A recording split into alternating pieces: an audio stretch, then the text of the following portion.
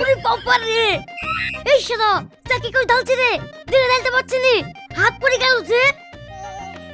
আরে সর্বনাশ, এই মাল কোথা থেকে আমদানি হইল রে? এই কি দেখছিস রে?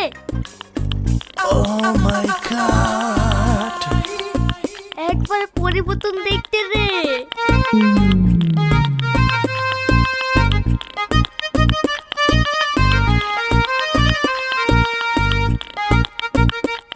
এই মাই, মেয়েটা কে রে?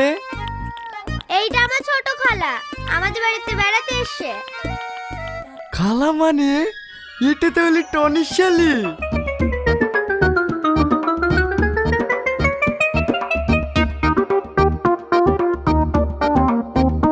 আব্বা